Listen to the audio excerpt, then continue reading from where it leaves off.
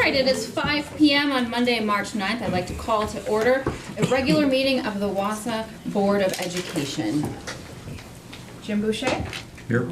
Jeff Lee. Here. Beth Martin. Yes. Pat McKee. Yes. Teresa Miles. Yes. Jane Roosh. Yes. Lance Trollope. Here. Lee Webster. Here. Tricia Zunker. Present. Please stand for the Pledge of Allegiance. I pledge allegiance to the flag of the United States of America and to the republic for which it stands, one nation, under God, indivisible, with liberty and justice for all.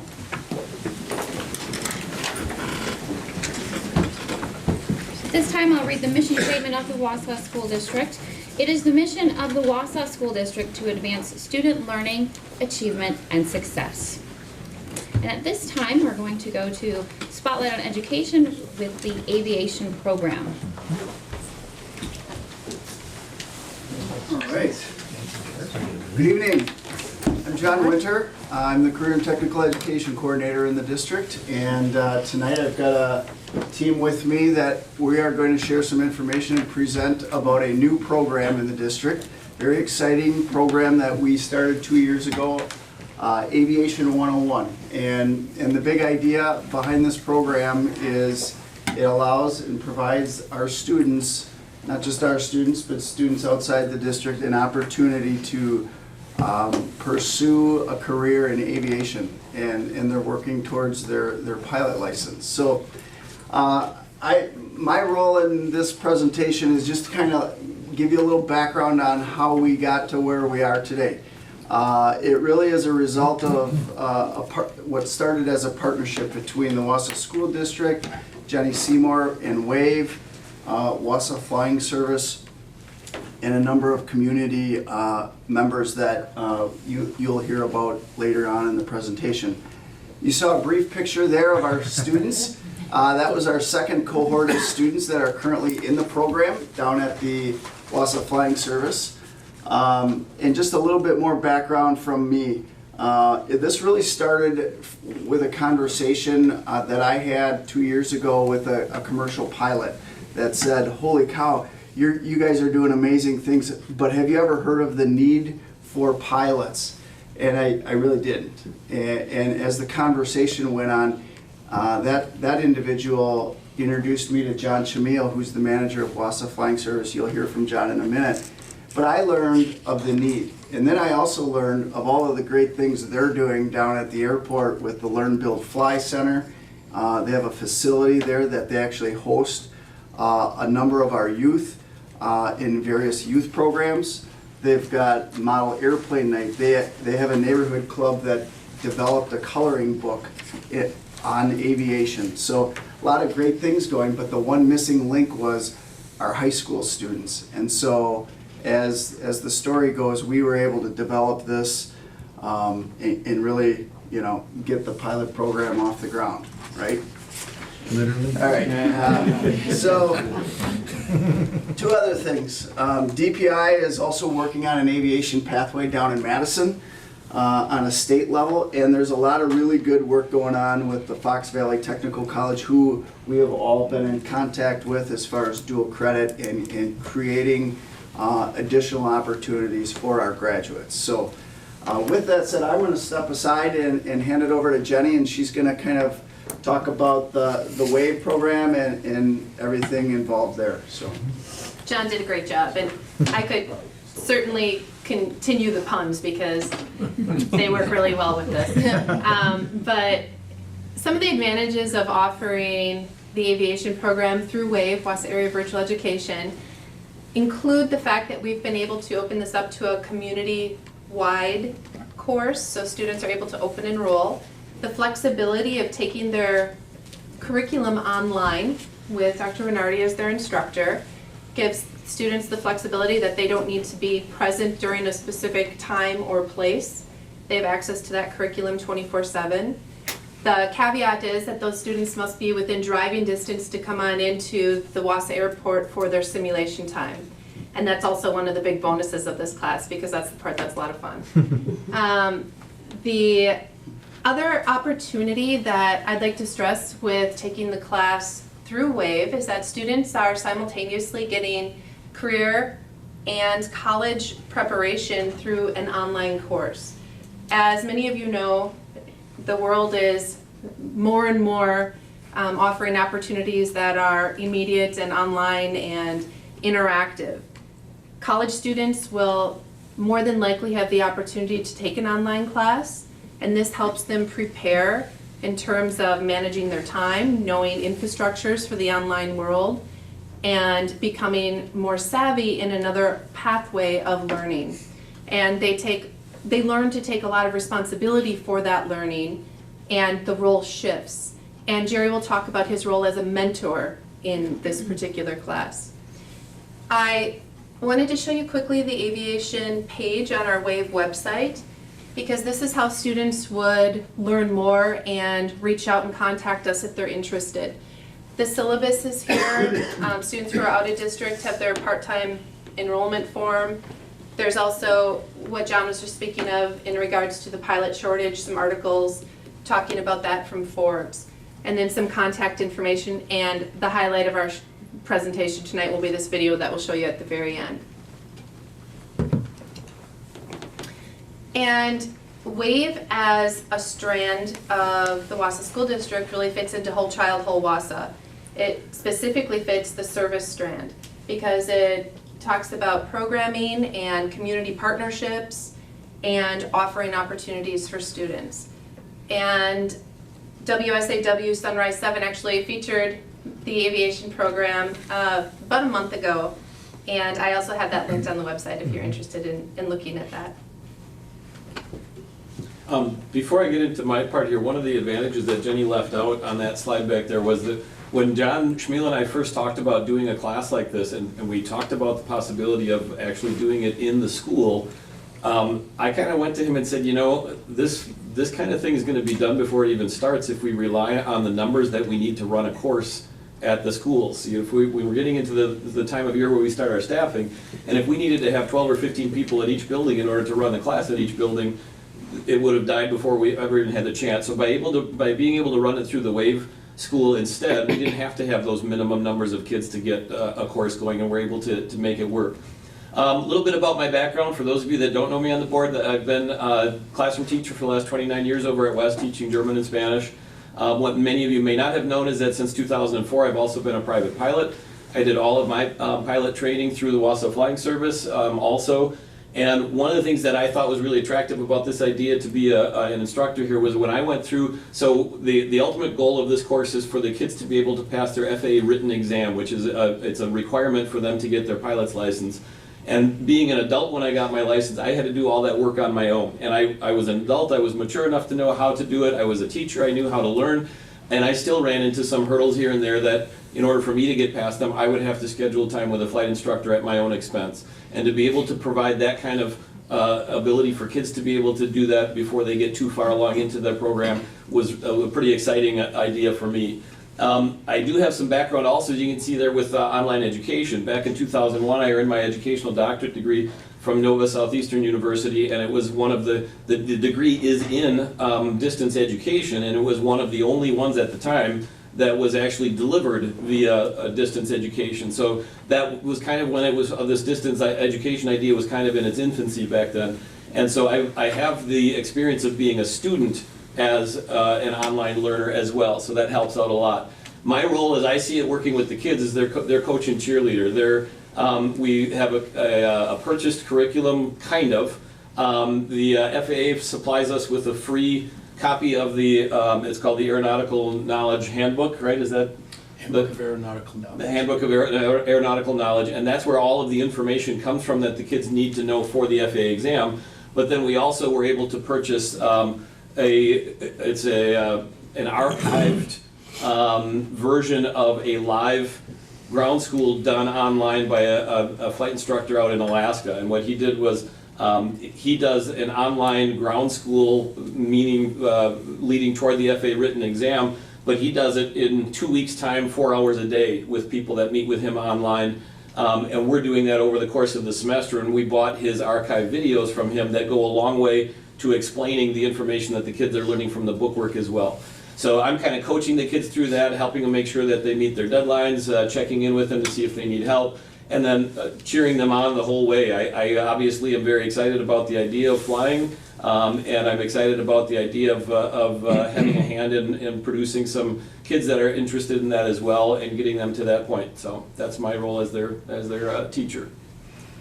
So it's a partnership between the Wausau School District and Wausau Flying Service, and we're located at the Wausau Downtown Airport. My wife and I have managed the airport facility for 28 years, and this has always been a dream of mine to be able to have a program like this and partner with the school district. I just got around to it 28 years later. But anyways, I just want to tell you that it's been one of the most pleasurable experiences of my career. And working with these professionals here has just been awesome. I thought that there was going to be a lot of bureaucracy and it was going to be hard to get going, but really that's not what happened at all. And almost every time we've met, when we've come up with ideas, problems have been solved almost through divine intervention. It's been a wonderful thing, and it's happened very quickly. And so I'm excited about what's happening now, but I'm also excited about what's happening in the future. So when the kids get done with their school program, at least once a week they come in, they partner up, 2 kids from the course, or 2 young people from the course, excuse me. They come to the Wausau airport, and then what we do is we put them with, assign them a flight instructor, an FAA certified flight instructor, and then they do lessons on our flight simulator at the airport. And what our goal is to teach them as much about flying an airplane as we possibly can using simulation. The students really love that part, and the whole goal of it is that when they're done with this course, they should be qualified to pass their knowledge exam to be able to get, which is the first step towards getting their private pilot certificate. But then when they come to us in the summertime, if they want to continue and learn how to be a pilot, they have learned so much stuff before they get out and we put them in the airplane and they actually start flying. The whole idea is we would like them to take the course when they're age of 15, although they could do it when they were older. If they do that, typically the summer of their sophomore year or in that fall, they'll become 16 years old, and that would be the age that they could solo an airplane if they were qualified to do that. So our goal is to be able to get them capable of soloing an airplane in that first summer, and then moving on the following summer to get their private pilot certificate. Now, looking into the future, this isn't the only thing that we would like to do with the school district. We, at least in my dream and plans of the whole thing would be that in their senior year, they could actually move on and begin taking instrument flight instruction, which would allow them to be able to maneuver in the clouds. It's a certificate or a rating that they're going to have if they want to become a professional pilot. And we can also do the simulation part at Wausau Flying Service. The other thing is that we talk in the aviation industry about the shortage of pilots in our industry, but it pales in comparison to the number of mechanics that our industry needs right now. And so our hope is that we'll be able to partner with local aircraft maintenance facilities at different airports, as well as the airline maintenance facility at Seaway, and try to work that into the program that we're doing. I would be remiss in not telling you that there's been much public support, especially through aviation, for the program. The first year, part of the program was funded by private donations by the organization called Learn, Build, Fly at the airport, and also the EAA chapter. And last year, we received a $15,000 grant from the Walter Alexander Foundation, which is allowing us to take us through this year and into next year. But my hope is that we'll be able to find some corporate sponsorship. I'm not against naming rights, but we're partners with you, so we all have to talk about that. But I think that would attract youth to our program, as well as ensure its future financially. So I just want to say that it's just been wonderful, and I can't wait to keep going with it. And thank you for this opportunity. Great. We'll just end the presentation with a short video. I objected to that picture being My goal is to become a commercial aviation pilot. I want to go to a 4-year university and fly people around the world. I'm currently a junior at DC Senior High. I was able to take Aviation 101 through open enrollment with Wausau Area Virtual Education. Now I have half a credit on my permanent transcript.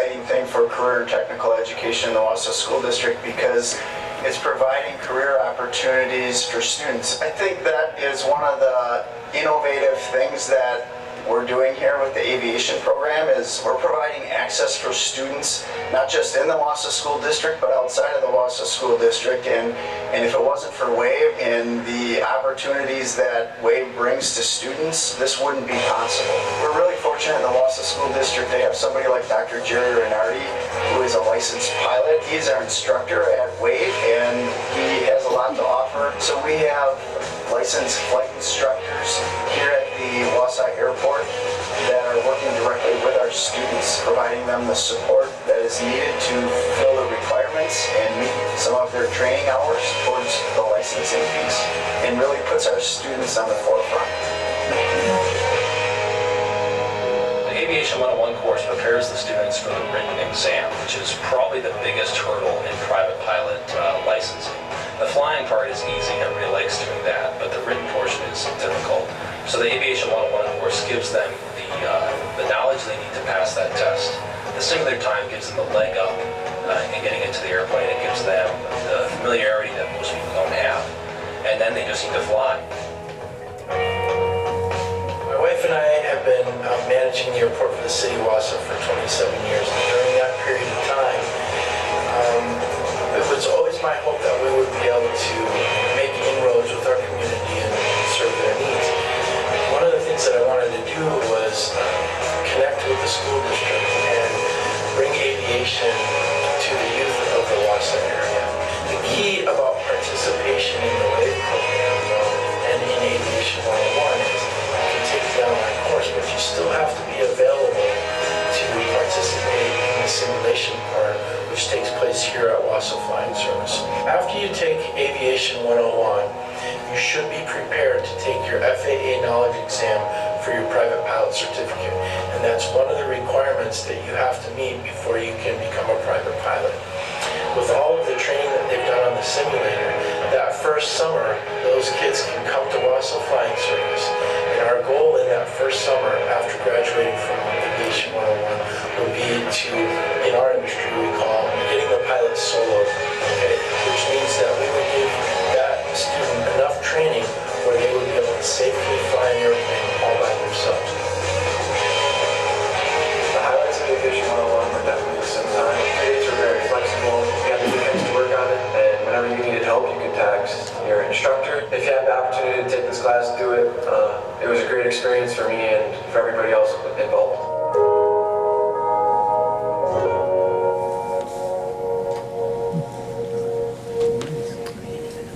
If you don't have any questions, that concludes our presentation, but obviously if you have any questions, feel free to ask the team.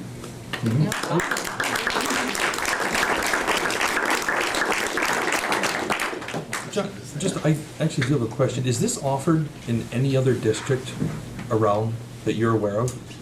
So the only one that I'm aware of, and it's really more towards the mechanical side, is down in Beloit Memorial, because I've actually been through their program and I'm aware of it.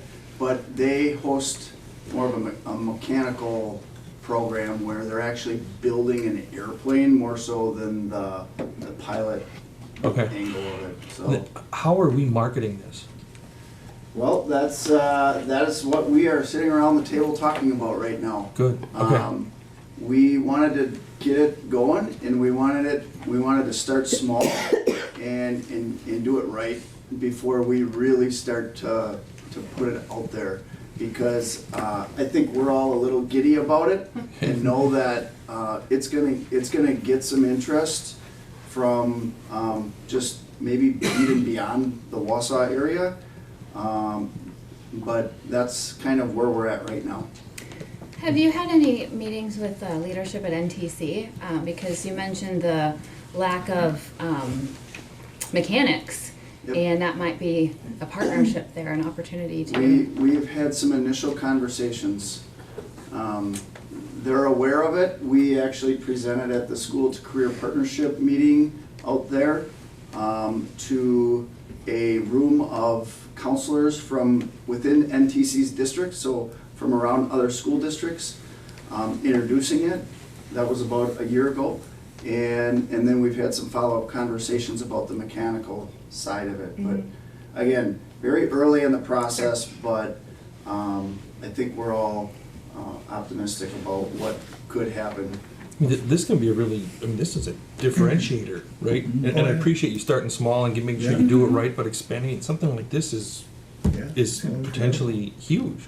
Yeah, we have, we get presentations like this where we get somewhat surprised by, I guess I don't get surprised anymore because there's all these things that we offer in this district that really set us apart from what some of the surrounding districts can do. It's just an advantage of a bigger district, right? We can do these things, and I just think we need to get that out there.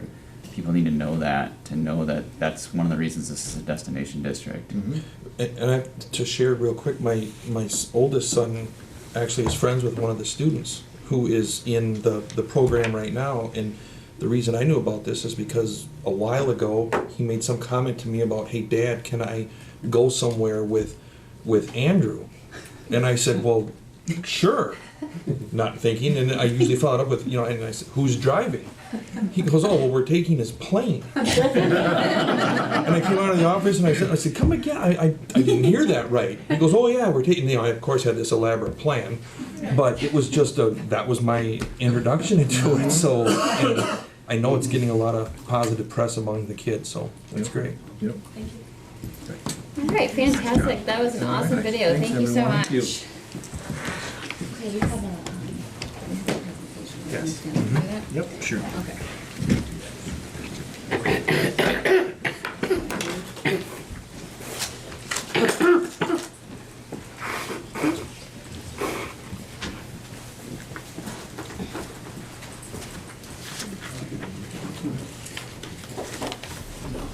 So moving on, the next item on the agenda is we have a certificate of achievement to present to Joy Freistack from G.D. Jones Elementary in recognition of completing the Classroom Management and Climate Academy.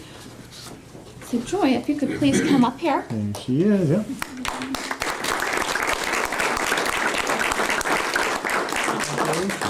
Congratulations, there you go. We're gonna Amy do will a want to do a photo photo. on you. Yeah.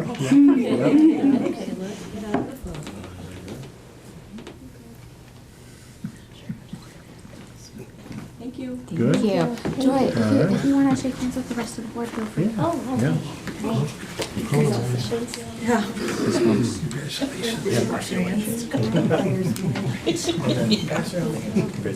Now go wash your hands. Right. Yeah, I just did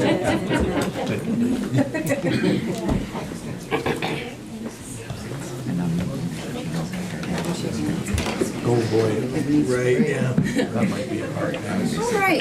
All right, thank you. Congratulations again, Joy. All right, moving on to the next item on the agenda is public and student comment.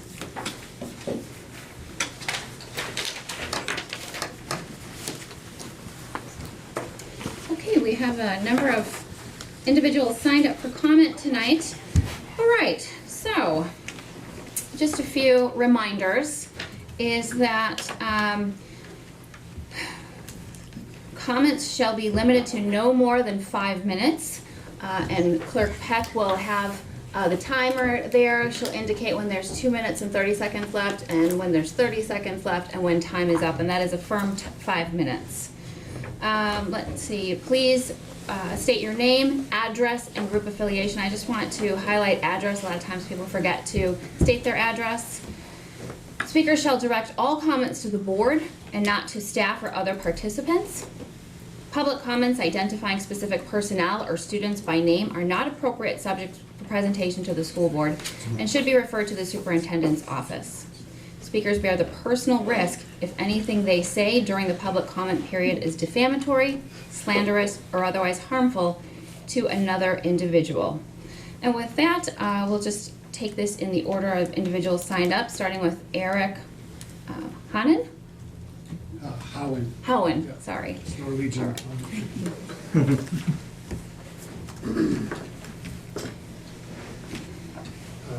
Hello, my name is Eric Cowan. I'm a father, husband, fellow taxpayer, and pastor here in Wausau at St. Mark's Lutheran Church.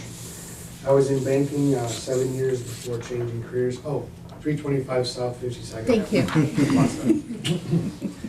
I've only been in town for about 7 months, and at my previous location in Iowa, there were some heated school board topics over finances. I attended one of those meetings, and that experience alone frankly made me very hesitant to ever attend any school board meeting ever again, yet here I am. It has come to my attention through fellow colleagues that a curriculum being presented to the school board through the Human Growth and Development Committee is planning to not address marriage in any way concerning the education of our youth. I've worked with many families and parents throughout my life in coaching and a variety of different sports and simply through being a pastor. And in those experiences, I've seen many types of homes, from a loving and balanced home to a broken and fragmented home. And I'm sure our school district sees the same variety in their students' homes as well. I believe we are on the same page of wanting to educate and promote the best quality of life we can for the parents, families, youth, and overall households within the school district. But I simply cannot understand how this can be fully accomplished without our youth understanding the socioeconomic benefits of marriage for adults and their children. Practically speaking, marriage provides many advantages for both parents and their children. The balance of having two people address meeting the needs of their children as they grow up is hard enough. Needs such as financial support, relational support, support in schools, and other activities. Doing this noble task alone would be significantly more difficult, and this is not to say that it cannot work, but that we should have our youth strive for more.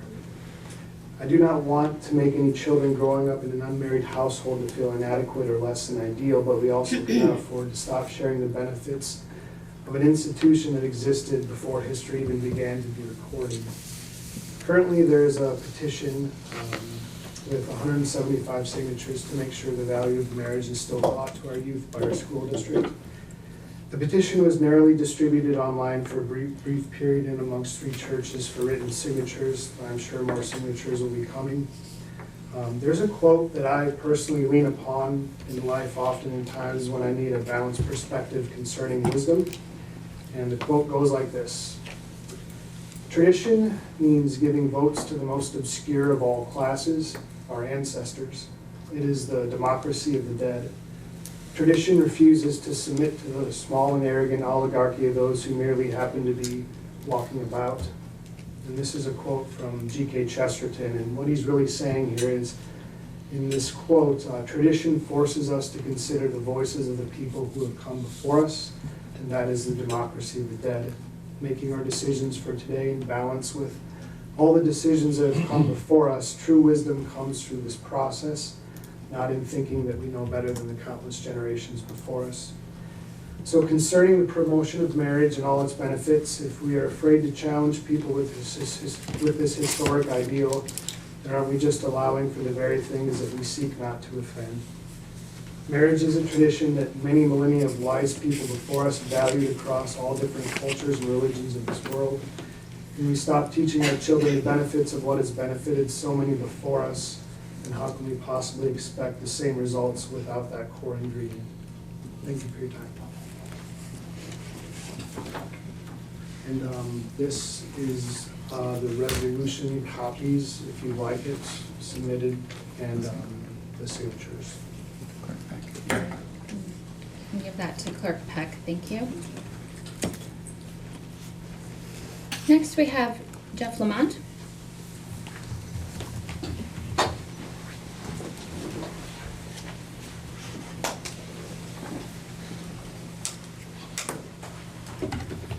Hello, I'm Jeff Lamont. I live at 1201 East Hill Drive in Wausau. I'm a pediatrician in town and have been since 1985. I was also a member of the Human Growth and Development Committee. I feel that the committee has done excellent work.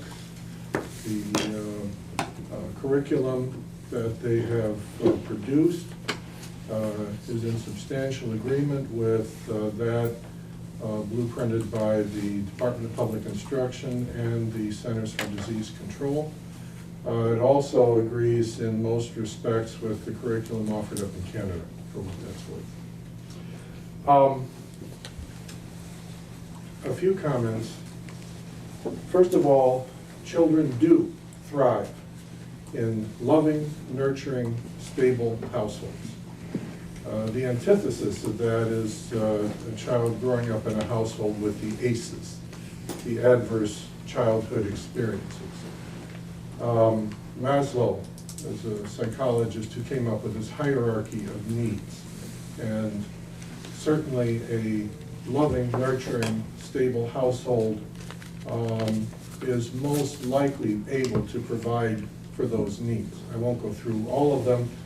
What I would teach in my practice for young, insecure parents is sustenance, sleep, security, and love. You don't need $1 million. You don't need a rocket scientist education. Those 4 things will go a long way toward ensuring that a child grows up healthy and well-adjusted. Less important is what that household looks like, or what the definition of a family ought to be. We have evolved from where we may have been with our ancestors in recognizing that households with same-sex parents can do just as good a job as a more traditional heterosexual household. A wide variety of professional organizations who have nothing personal to gain in advocating one way or the other support the idea that same-sex couples can do just as good a job and can provide just as stable and nurturing a household as heterosexual households. And in many cases, they are parenting adopted children. They are doing the work of God. But groups like the American Academy of Pediatrics, the American Academy of Family Physicians, the American Bar Association, the American College of Obstetricians and Gynecologists, various psychiatric and social organizations, the National Association of Social Workers, have all come out on this view. Second point, these same groups support the idea that comprehensive sexuality education is superior to abstinence only until marriage sexuality education. It reflects the idea that all knowledge has value. And you have to question the education system that encourages, endorses, or enforces ignorance. An interesting point, there was a paper that was just in August of last year from David Ayers, Sex in the Single Evangelical, in which he makes the case and shows the data that there is an increasing trend toward premarital sex among evangelicals, both high school age and beyond 18 years of age. And yet, they would turn around and say, yes, sex before marriage is wrong. This curriculum addresses the reality of the world in which we live. It is high quality, it is well thought out, and it's in accordance with a variety of well-respected professional organizations. Thank you. All right, thank you, Dr. Lamont. Next, we have Bob Stephen.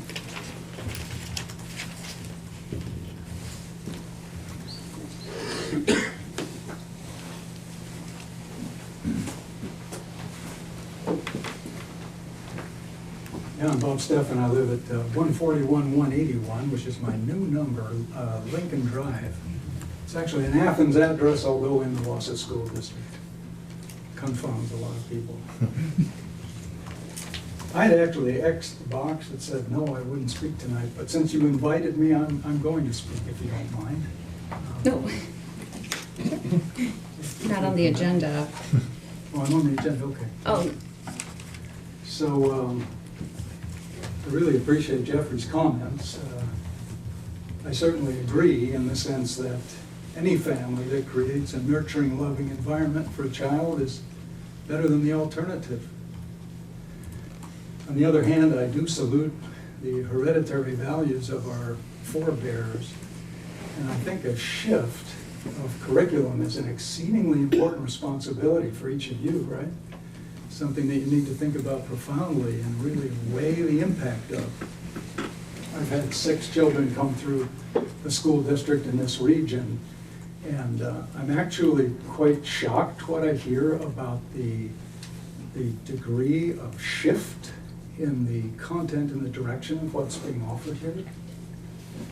I also believe there's a third way, and this is the thought that comes to mind without any prepared remarks. You know, every single child in our district deserves our love, our respect, even to be honored as a human being with equal rights. Every child deserves love and a nurturing, loving family.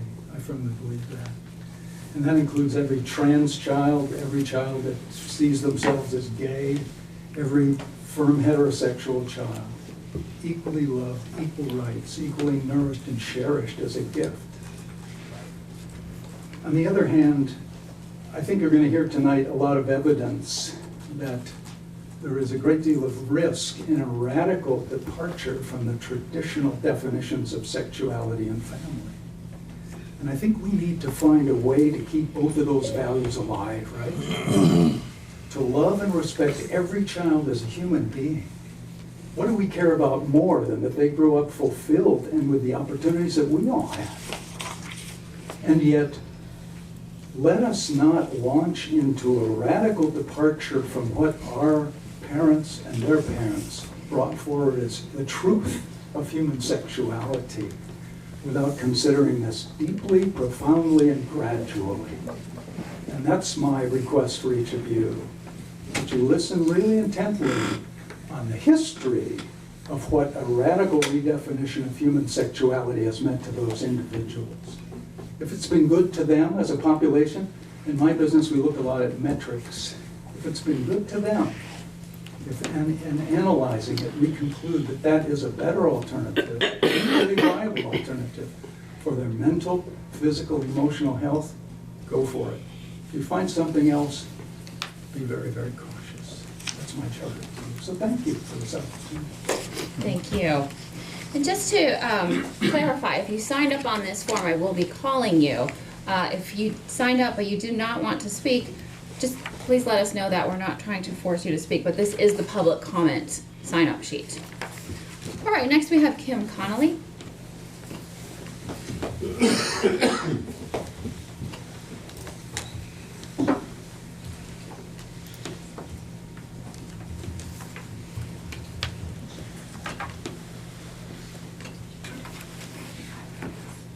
Kim Connelly, 4003 Briarwood Avenue, Wausau 03.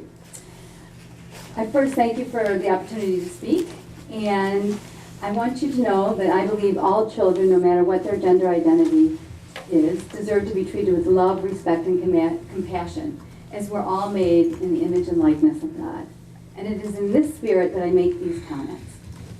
We all know that sometimes compassion and love require us to tell those who we love the truth, even when it is difficult and they do not want to hear it. It has come to my attention that possible consideration in the human growth and development curriculum is the gender unicorn. And as a physician, I am concerned about the curriculum surrounding the gender unicorn because it does not present scientific truths. The gender unicorn purports that sex is assigned at birth. This is not scientifically true. Sex is determined at fertilization by our DNA. This is a scientific fact. And we can find out the sex of a baby months before it's born on ultrasound or chromosomal analysis. On the website that developed the gender unicorn, it says, and I quote, "Chromosomes do not determine genitalia." This is also not scientifically accurate.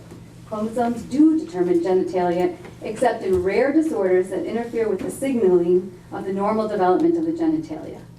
These children still have a biologic sex that is determined by their DNA. Medicine and science has never considered them a third sex, as some suggest. The claims that gender identity are established early in life and are at odds with the claims made that gender identity is fluid. Both cannot be true. There are no studies in psychology or medicine to support these claims, Yet this is the premise on which the gender unicorn is based. My biggest concern, however, is for the well-being of the transgender population, the very group that this is meant to help. After reviewing over 100 follow-up studies on transsexuals who have sex change operations, the British National Healthcare System concludes none of the studies provide conclusive evidence that gender reassignment is beneficial for patients. In 2016, under the Obama administration, the Center for Medicare and Medicaid refused to pay for sex change surgeries because they could not find evidence that it benefits patients. On the contrary, studies show it causes harm. The most thorough study ever done was conducted in Sweden over a 30-year period. It found that those who had sex reassignment surgery had lifelong mental unrest and were 19.1 times higher suicide rate than their comparable peers. That's 1 in 5, just about. Their death rate due to cancer and heart disease is 2 to 2.5 times higher than their peers. Dr. McHugh, a professor in psychiatry at Johns Hopkins University School of Medicine, explains, and I'm paraphrasing, the scientific reality is that sex cannot be changed. A transgender male is not a biologic male, and a transgender female is not a biologic female. This disconnect over time leads to high suicide rates. Children are at the greatest risks. Giving puberty blockers and hormones to children is experimental. We do not know the long-term side effects. We do know that giving them both makes them sterile. Short-term side effects of puberty blockers are bone thinning, emotional instability, seizures, and interference with brain and psychosocial development. Given the fact that 85% of children struggling with not identifying with their biologic sex, which is called gender dysphoria, outgrow it by the time they are young adults, this is a very disturbing thing. They can be helped with counseling, and the rush to transition children with harmful drugs is dangerous. Dr. Christopher Gillberg, a world-renowned Swedish psychiatrist, has said that pediatric transition is, and I quote, possibly one of the greatest scandals in medical history. And he called for an immediate moratorium on the use of puberty blocker drugs because of their unknown long-term effects. I trust you have good intentions and are dealing with difficult situations. But the gender unicorn distorts scientific facts and may lead children down a path that can cause serious health issues. Children are counting on you to tell them the truth about biology and long-term consequences of choices they make. For the sake of all children, especially the transgender children, I implore you not to put the gender unicorn and its principles in the curriculum. Much more discussion and research on the best way to help those with gender dysphoria is needed, and parents have a right to participate in this discussion. I have other concerns about the curriculum, but do not have time to address them here. I would like to submit them to you in the next few days. Thank you for your time. Please, we have some order in here. Thank you. Next, Jessica Charlaine. Thank you. I think I did that last time too.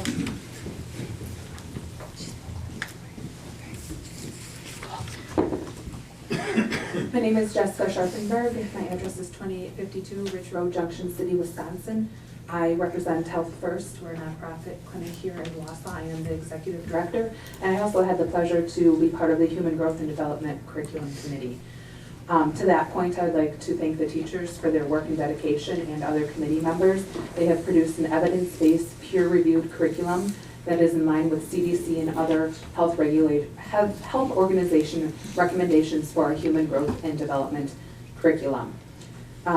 As far as the gender unicorn replacement, or taking that out goes, that has been something that has been part of the curriculum. It is not a change. We're just transitioning from the genderbread person to the gender unicorn, as it is the new model that has been used. So that's nothing new that we're trying to add to the curriculum. It's been there for a long time. This past weekend, a colleague of mine passed along a resolution that is presented to you guys tonight as the Wausau School Board. And there's a few things that I want to point out within this resolution. First of all, we spent a lot of time developing an evidence-based curriculum for these students, and this is going to undermine and discount all of the time and effort that was put towards that. There was a lot of very professional individuals, from pediatricians to pastors, to healthcare organizations and just community members and parents and students serving on that committee. And if we're going to discount what that work was done and offer a resolution for changing it, I'm unsure why we are going to go down that path. As I spoke last time at the last meeting, when you go to EBSCOhost, which is a scholarly journal portal in which you can look up different journal articles from over 8,000 different journals. It's what most individuals who work in professions look for when they're looking for scholarly reviewed, peer-based, evidence-based articles. When you type in socioeconomic benefits of marriage, do you know how many journal articles come up? And I'll repeat it from the last time. 0. There are 0 peer-reviewed, evidence-based journal articles that come up stating that there are socioeconomic benefits of marriage. The socioeconomic benefits come when there's a dual income home, whether that be two moms being married, two dads, mom and dad, sisters, cousins, individuals. When you can bring multiple incomes into the house, obviously there's going to be socioeconomic benefits. It doesn't mean that individuals have to be married. When I reviewed this resolution, I'm like, wow, where did this data come from? Where are these tend to, appears to, tend to, appears to? Where is this coming from? Because when we're looking at developing evidence-based curriculums or even presenting data, I wouldn't ever present data that says tends to or appears to. There's no solid, concrete data that's supporting this. So I went out, was trying to figure out where this data came from. And there was a book that was written in 2011, so it's 9 years old, so most likely the data is not relevant to today. When we're looking at data relevance, we're looking usually about 5 years back. Beyond that, there's not much relevancy to the data on why marriage matters. And that's where most of this was coming from. And the individual, W. Bradford Wilcox, who wrote this book, is a Christian writer who has written other books such as How Christianity Shapes Fathers and Husbands. This is a very, very, very one-sided resolution compared to what the data says. And I think we need to take that into consideration as this is being presented to you with 170-some signatures compared to how many people are taxpayers and live in the Wausau School District and our students. I would urge you guys, and if you want any of the information that I have here today, urge you guys to really look critically at the relevancy of the information that is shared in this resolution and what it would do to undermine the education for our kiddos that we are trying to provide and have worked so hardly to do. And that's all I have. Thank you. Next we have Carlo.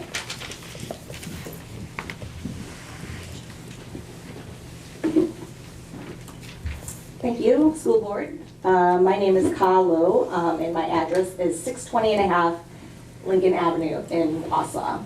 I just wanted to thank the school board today for the Hmong resolution addressing the deportations that are going on in the United States. I mean it when I said that, you know, we are going to get through this together, and this is another example of our community coming together to get through this together. So I'd like to thank the school board for writing that resolution. The second thing that I wanted to address also is, I really wasn't going to address this today, but I feel like I have to because I'm also, in case the room didn't know, I am also a county board member in Marathon County. And the resolution coming up for human growth and development, I feel it's an affront to our pride resolution that we passed during county board, because it was to recognize everyone in our community, to let them know that we are an inclusive community. And arguments that we made during county board was, you know, we made economic arguments, just basic arguments of dignity and humanity. I think I still am very offended that people would reduce persons down to their body parts and the cost of bathrooms. So the whole argument that a child benefits from a mother and a father in what is perceived as traditional marriage is an affront to inclusion. I would hate to see our students in our schools think that they don't belong just because they come from a family that isn't considered quote-unquote traditional.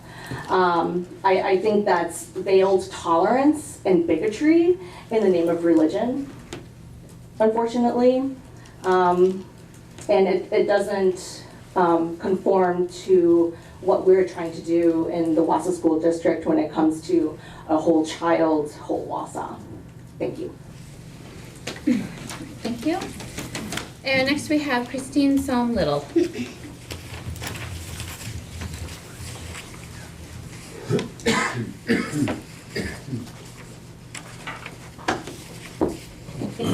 Again, my name is Christine Soam Little, 3312 North 11th Street, Wausau, Wisconsin.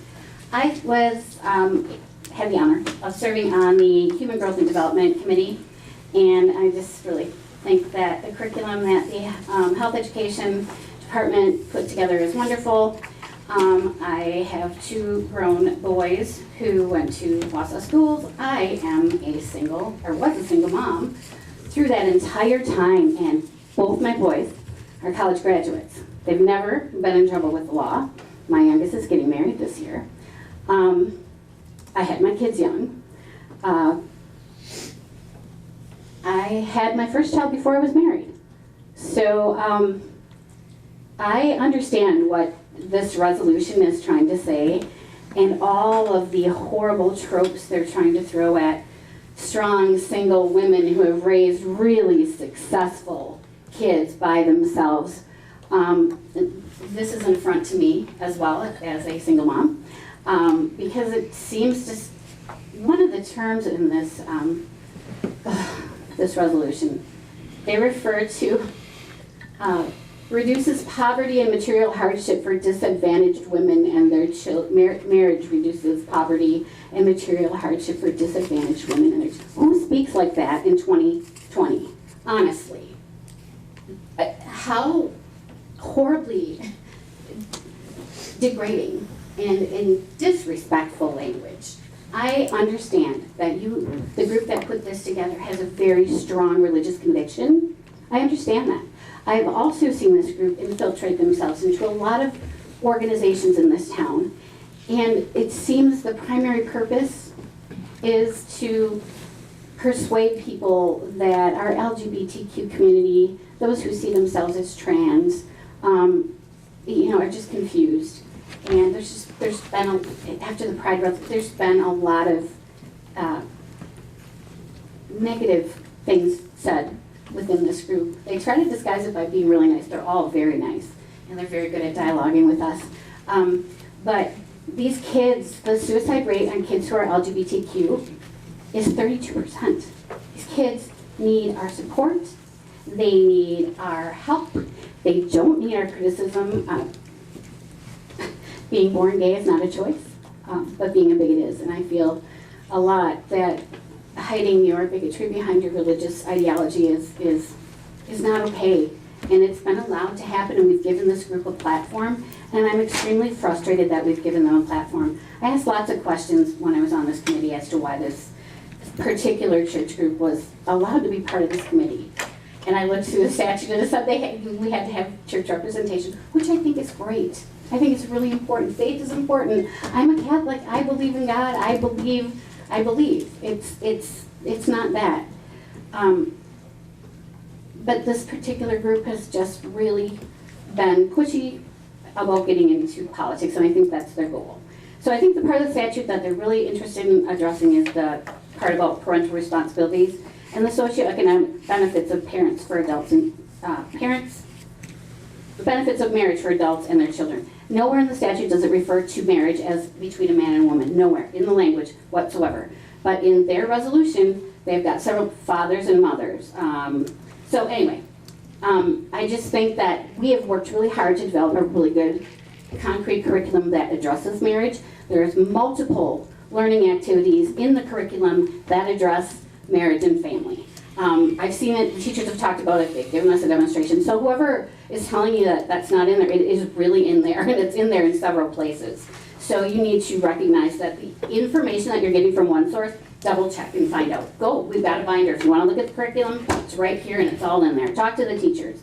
But parents can learn to raise kids in safe and healthy homes regardless of the parents' makeup. Stability, not marriage, is the biggest predictor of healthy outcomes for children. Wausau School District health education teachers have made it clear that they cover the benefits of two-parent dual-income households numerous times.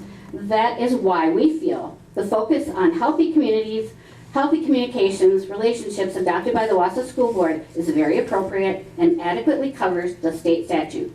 And in addition, renders this resolution biased, redundant, and irrelevant. Thank you. All right, thank you. Thank you to everybody for providing public comment tonight. We will move on to the next item on the agenda. And this is to approve the consent agenda. Before I do that, or before I seek a motion on that, I'd like to recognize the list of donors to the district.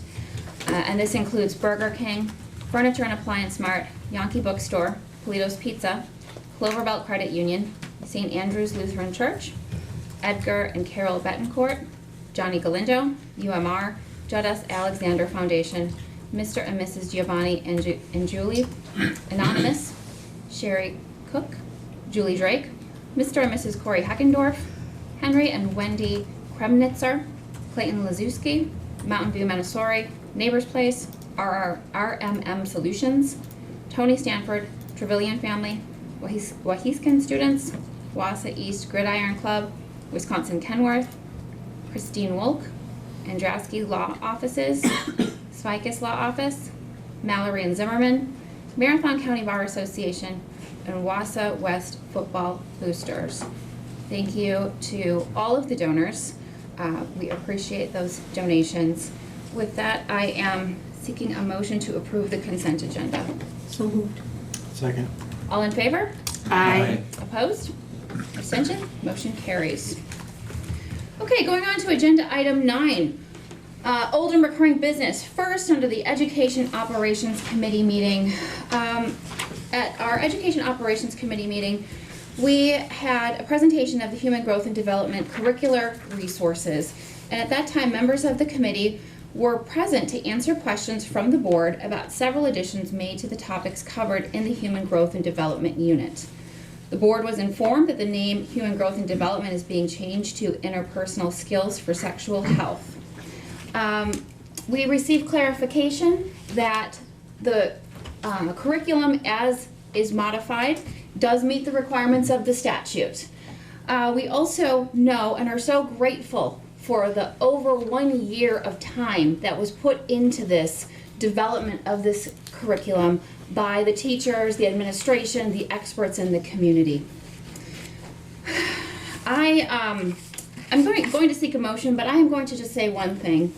And at the start of the meeting, I read the mission statement. It is the mission of the Wausau School District to advance student learning, achievement, and success. Implicit in that is that this is an inclusive district.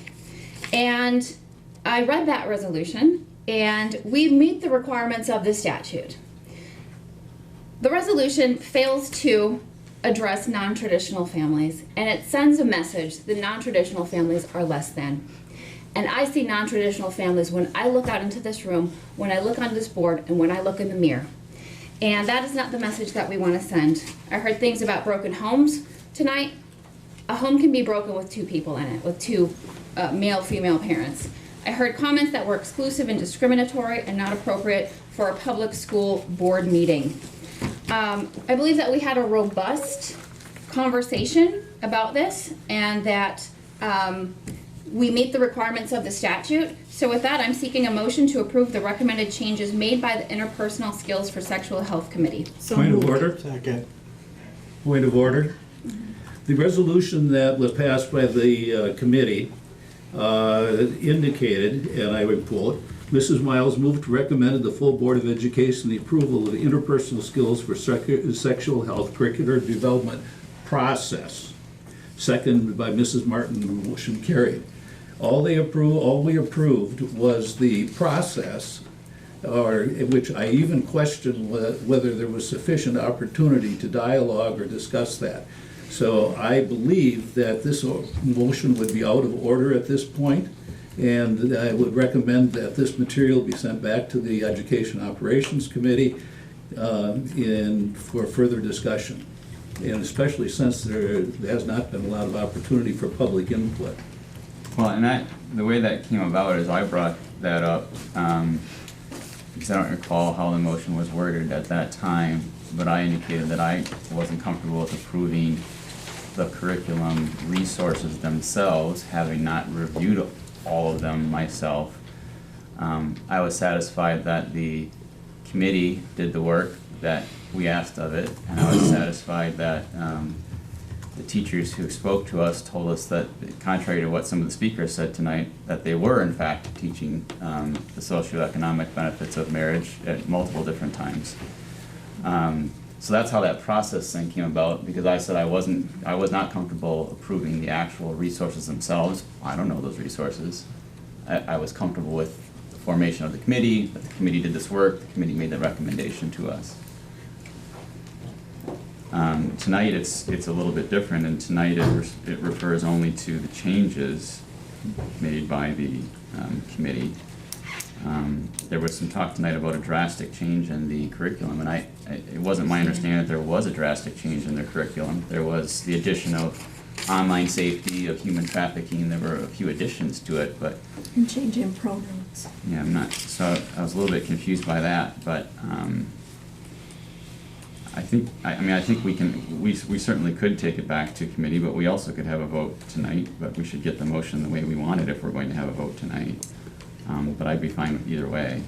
What's the problem with the motion as worded? And that's exactly how that happened, is that we had that discussion that we would have it be referenced as process and then figure that out by this meeting, which is where we're at. And again, I'd point to the fact that the committee worked for over a year on this. We've been assured that we meet the requirements of the statute. Dr. Hiltz, would you like to share anything? I would, just as a point of order with the motion, we took this language directly from statute, the purpose of the committee.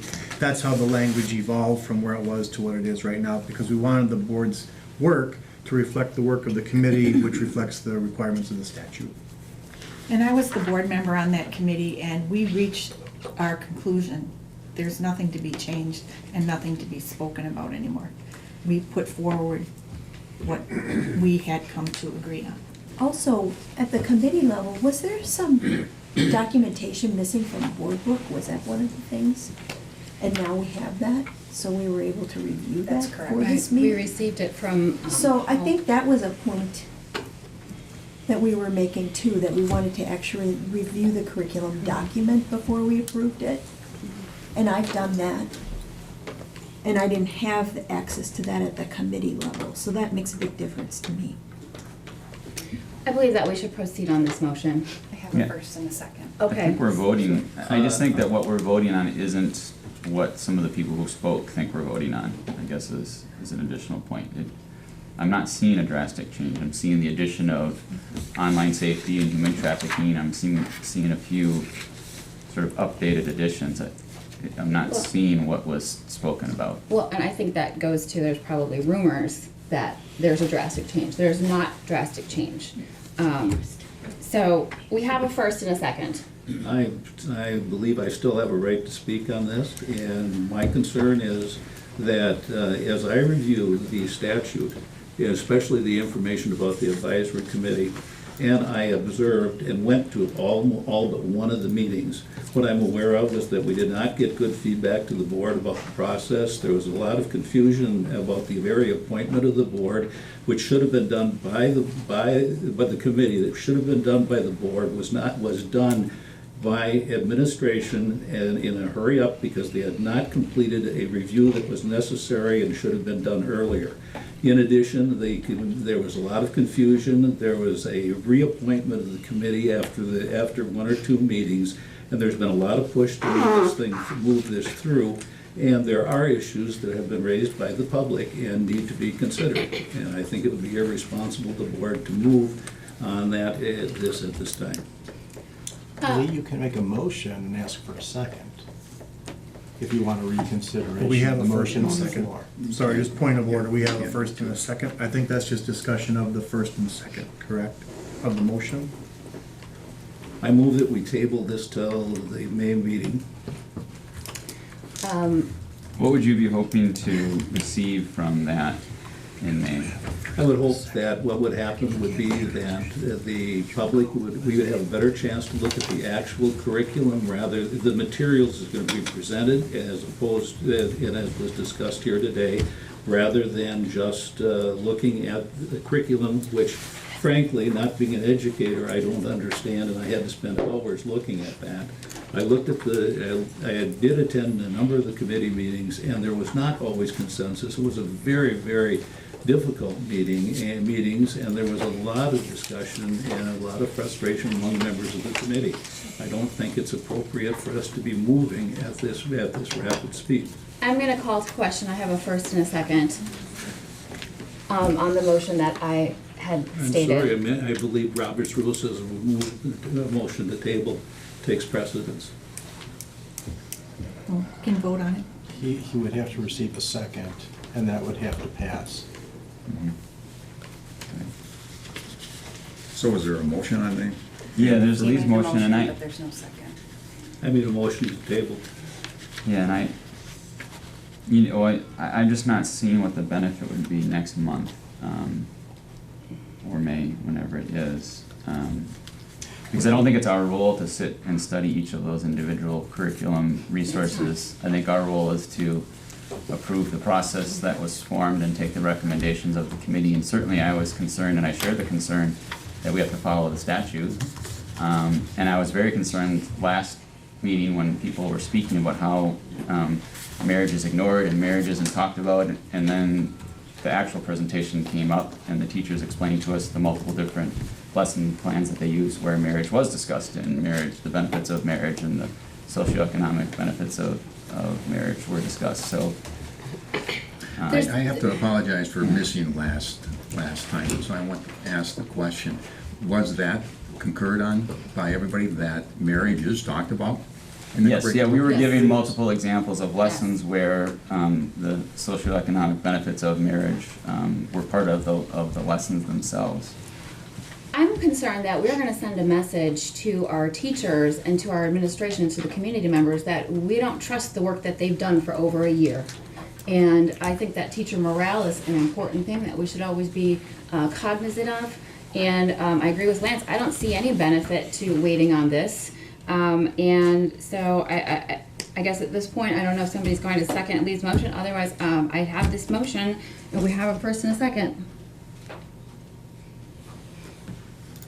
All right, hearing none. We have the first and second, and you have that, Cassie? Okay, all in favor? Aye. Opposed? No. Abstentions? Motion carries. Thank you to the committee. I'd like to roll call on that vote, please, so it shows in the record. Okay.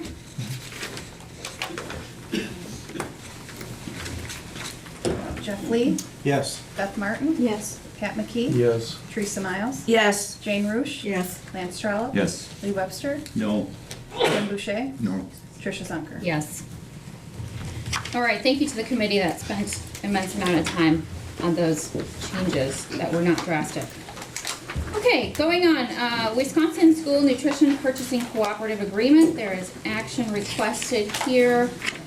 So this was a co-op that Wausau School District Nutrition Services Department already belonged to, and was just requesting member districts to present the co-op's resolution to their respective school boards for approval of continued membership for the 2020-2021 school year. So the motion I'm seeking is to approve to continue membership in the Wisconsin School Nutrition Purchasing Cooperative by passing the presented resolution and agreeing to the 2020-2021 66.0301 cooperative agreement. So moved. Second. All in favor? Aye. Opposed?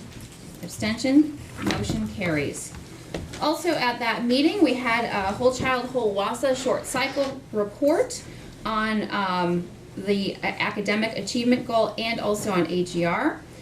And also at that meeting, we had an update on the teacher compensation transition and how that is going. New business. I'm on agenda item 10, and new business is the proposed resolution in support of the Hmong community.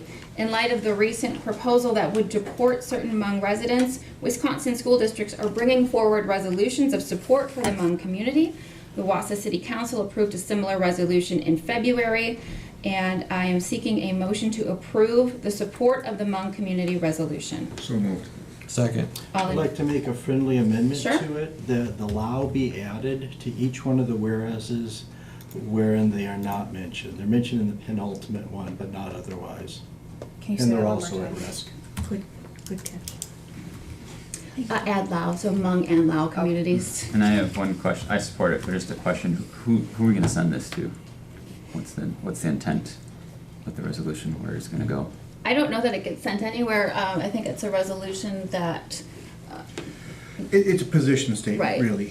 It just says we support the Hmong community. I support it either way, I'm just curious. Okay. If I could just add, I think that'd be a good motion to be pushed forward, or an idea to be pushed forward to the Region 5, so that can be discussion at Region 5 to talk about it, because Region 5 represents the Wausau area, and it was the DC Everest board member that pushed that forward at the conference, and I was appalled how he basically got shut down, even for discussion.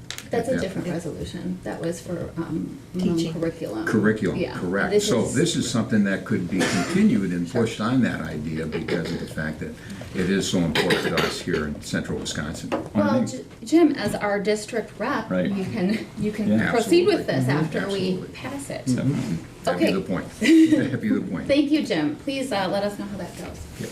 Okay, so have a motion to support this with the amendment as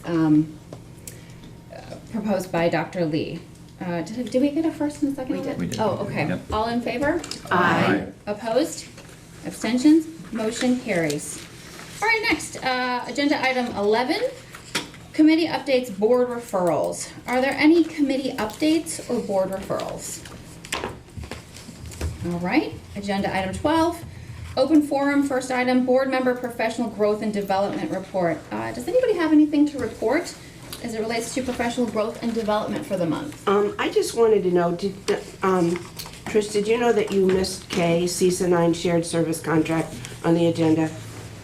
That's part of the consent agenda? Oh, okay. Okay. All right, well, because Keith, at last week's meeting, they were hoping that you were gonna pass this out to the board. They gave you all of this at your last CISA meeting. It's just a point of reference that we really use CISA, and on this is the special services we contracted with them.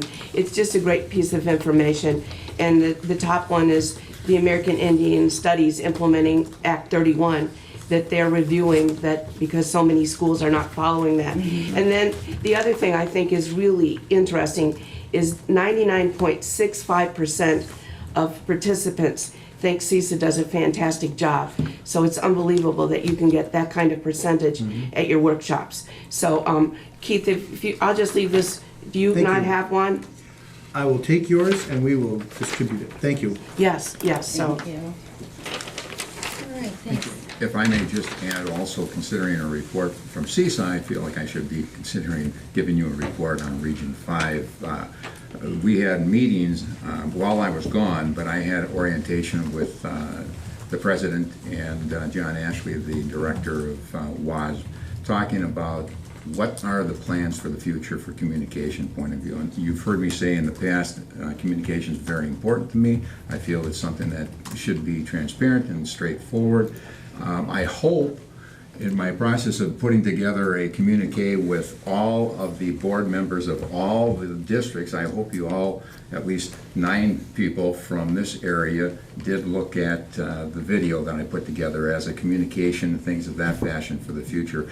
That's something that John Ashley is then now following up with and talking about how can we do more communication in other districts by the directors. So I'm hoping that helps, and it's better than an email, it's better than just simply giving a call, and trying to get it out to all board members and all the districts in this area. So that's a report back from what I experienced in the last month, and I'm looking forward to representing everybody in Region 5 and pushing these agendas forward. So, Fantastic, thanks, Jim. I really like that video, by the way. I neglected to submit anything that I did, but one of the things that I wanted to point out is that Dr. Phelps at Horace Mann invited us to attend the active shooter drill, and I passed that on. He invited Jeff and I, but I passed that on. And I did attend. It was about 45 minutes long. I was in, I think it was an 8th grade classroom. I just found it to be helpful, just to kind of see what that training looks like for our students. And I just want to say thank you to Dr. Phelps for that. I appreciate any time that I receive an invitation to a school. I try to accept it, and it's just so helpful to actually be in the buildings. So I just wanted to point that out. Yeah, I was there as well, and I would add that it was extremely responsibly done. Very good. I saw nothing objectionable in it. Yeah, I agree. I thought you were going to mention reading about Dr. Seuss. We did that too. That was a Jeff and I was like, we're always showing up at stuff. All right. Anything else on that? Huh? Did you wear the hat? I didn't see a hat. I've worn the hat. It feels like that. All right, thank you everybody for that. Superintendent commentary, Dr. Hiltz, any commentary tonight? Mrs. Darlin and I had a lovely visit with the Noon Optimists today, talking about the current status of the district, and we reviewed a little bit of the strategic plan. It was a good, healthy discussion. They were very interested. Excellent. All right, deciding officer commentary. I will just state that I will ask that this board member liaison district activity report be entered into the official record. With that, I am seeking a motion to adjourn. So moved. All in, was that Second. two so moved? I wasn't fast. No, he Okay. wasn't fast. All in favor? Aye. Opposed? Abstention? Motion carries. Meeting is adjourned. Thank you, everybody.